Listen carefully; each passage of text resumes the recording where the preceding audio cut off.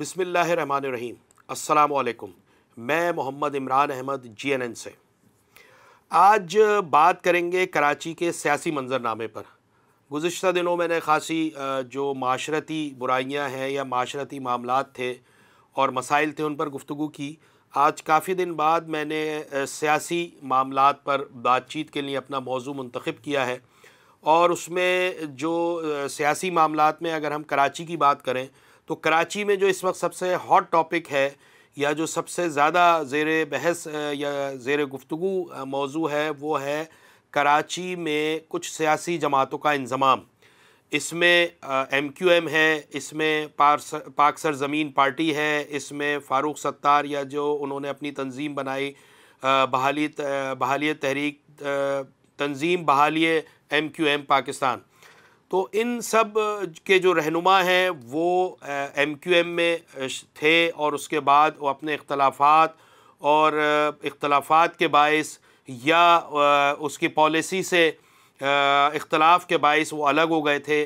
खुसूसन मुस्तफ़ा कमाल साहब जिन्होंने अपनी अलग पार्टी बनाई, अलग परचम बनाया, अलग इंतखाबी निशान से उन्होंने इंतखाबात में हिस्सा लिया, अगरचे उसमें उनको खातिर ख्वाह कामयाबी नहीं मिली, लेकिन जो कराची की डायनामिक्स चेंज हुई है 2016 से वो बहरहाल उन्हीं के मरहून मिन्नत है, उन्हीं को क्रेडिट जाता है इसका।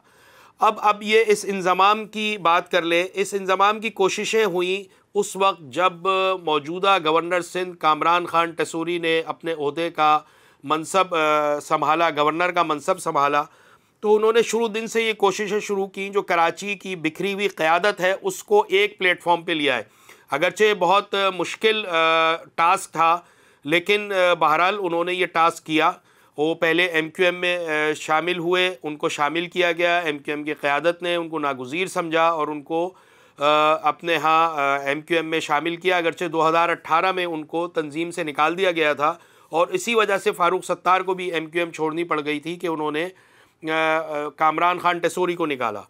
बहरहाल उन्होंने एक कोशिशें शुरू की, उन्होंने MQM की क़यादत से बातचीत की, MQM की क़यादत को गवर्नर हाउस बुलाया, उनसे गुफ्तगू की, उनके रहनुमाओं से, उनकी राब्ता कमेटी से, उसके उनको खातिर ख्वाह नताइज मिले और फिर उन्होंने पाक सरज़मीन पार्टी के रहनुमा मुस्तफ़ा कमाल और अनीस क़ाइम ख़ानी से भी गुफ्तगू की, उनसे भी सेशंस हुए उनके, और बहरहाल इस नतीजे की सूरत ये नज़र आई जो लोग समझ रहे थे, लोगों ने बहुत सी क़यास आराइयाँ की, बहुत से मफरूज़ों पर मुश्तमिल तज्ज़िये भी किए, ख़बरें भी की, लेकिन ये मैंने थोड़ी ताख़ीर से इस मौजू को मुंतखब किया कि मैं अपने नाज़रीन को हक़ाइक़ से करीब तर बात बता सकूँ।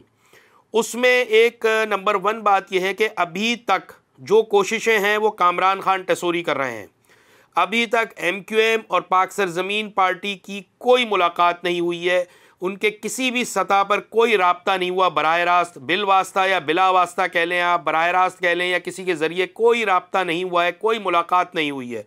ये कोशिशें पहले इन्होंने MQM पर काम किया कामरान खान टसूरी ने, फिर मुस्तफ़ा कमाल साहब से राब्ता किया, बातचीत की, कराची के मसाइल, कराची के हवाले से उनको राज़ी किया या उनको अपने दलाइल दिए, अपनी बातें बताईं, इधर से मुस्तफ़ा कमाल ने अपनी बातें की, तो उसके असरात ये नज़र आए कि MQM की तरफ से और MQM की तरफ से जो तनकीद की जाती थी पाक सरज़मीन पार्टी पर, तो उस तरफ से फ़ौरन जवाब आता था मुस्तफ़ा कमाल साहब की तरफ से।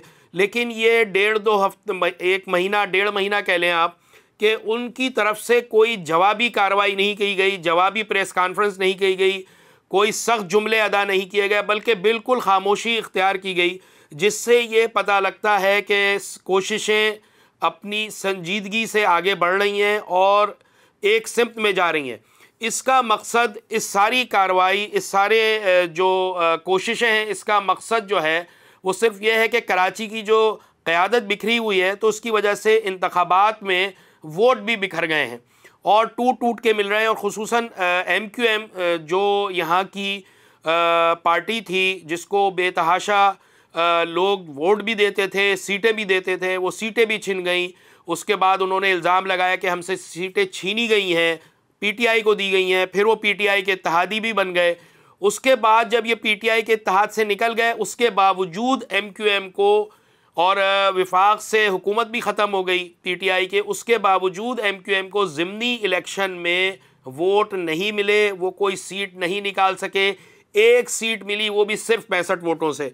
तो इस पर जो था, जो संजीदा हलक़े थे, जो आप कह लें महाजिर हलक़े थे, जो उर्दू बोलने वालों की नुमाइंदगी के लिए परेशान रहते हैं, उन हलक़ों ने इस ज़रूरत पर ज़ोर दिया कि इस बिखरे हुए क़यादत को एक जगह पे लाया जाए। उसके लिए जो अमली इक़दाम किया, अगर देखा जाए, बाकी तो बातें हो रही थी, जो अमली इक़दाम किया वो गवर्नर सिंध कामरान खान टेसोरी ने किया, जिसकी वजह से अब ये मैं ये कहूँगा एक इत्तला की बुनियाद पर कि ये आखिरी मराहिल में है।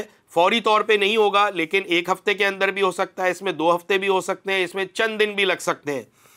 तो अब ये संजीदा कोशिशें की जा रही हैं। इसमें अब अगर कोई रखना डाल रहा है, अगर कोई रुकावट डाल रहा है, अगर कोई ऐसी बातें कर रहा है जिससे ये जो सूरत हाल पैदा हुई है करीब आने की, वो ख़राब हो, तो वो उसका ज़ाती एजेंडा तो हो सकता है, उसकी ज़ाती दुकान तो बंद होने का ख़दशा हो सकता है, लेकिन इस कराची की खिदमत नहीं हो सकती।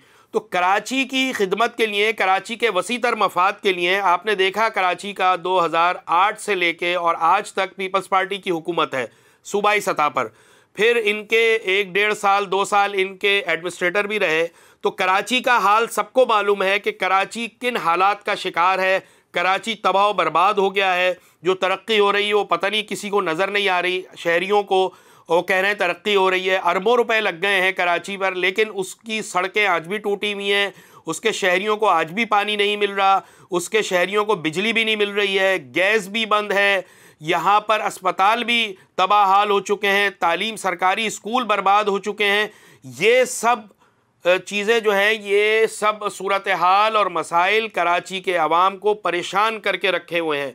इसके लिए ज़रूरी है कि जो अगर मुस्बत इक़दाम कर रहा है, मुस्बत जानिब जाना चाह रहा है, एक पॉजिटिव इक़दाम उठाया है, उसको सपोर्ट करने के लिए ज़रूरी है कि ये अमल, मिलाप का अमल, इंज़माम का अमल जो है उसको होने दिया जाए। उसके लिए कराची को कराची की तरक्की के लिए बहुत ज़रूरी है। तो जो लोग हैं इसमें, उनको चाहिए सब्र व तहम्मुल से काम लें। लोगों को जो इंज़माम हो रहा है, जो करीब आ रहे हैं, सियासी इख्तलाफात ख़त्म कर रहे हैं, वो उनका काम होने दें, ये काम होने दें। कराची के लिए बहुत ज़रूरी है। किसी की सियासी दुकान, किसी सियासी जमात को कोई नुकसान नहीं होगा, सब वोट की बुनियाद पर होगा। वोट जिसको देंगे एमक्यूएम को दें, या ये जो सियासी इत्तेहाद होने जा रहा है इसको दें, एमक्यूएम को दें, जमात इस्लामी को दें, पीपल्स पार्टी को दें, पीटीआई को दें, वो हक़ हासिल है यहाँ के अवाम को। लेकिन ज़रूरी है कि बिखरा हुआ वोट जो है वो एक हो जाए, बिखरे हुए जो सियासतदान एक हो जाएं। मैं आखिर में एक बात और कहूँगा कि लोगों में आजकल बड़ी चहमगोइयाँ हैं, सोशल मीडिया पे बहुत ज़्यादा ये बात फैली हुई है कि एमक्यूएम के कायद जो है, जो लंदन में बैठे हैं, वो उनकी वापसी की कोई जो है कोई रास्ता निकल रहा है। तो मैं आपको मुख्तदर हलक़ों से ये बात मालूमात की बुनियाद पर मैं आपको बता रहा हूँ कि अल्ताफ़ हुसैन की वापसी की कोई गुंजाइश नहीं है। अल्ताफ़ हुसैन कराची या पाकिस्तान की सियासत में फ़िलहाल उनका कोई किरदार नहीं है। लिहाजा जो लोग इस इंतज़ार में बैठे हैं कि अल्ताफ़ हुसैन आएंगे और कराची में किसी सियासी जमात की क़यादत संभालेंगे, तो उनसे गुजारिश है कि वो इंतज़ार ख़त्म करें और कराची की खिदमत के लिए आगे बढ़ें। अभी कराची किसी भी सियासी चपकलिश और सियासी लड़ाई बर्दाश्त नहीं कर सकता।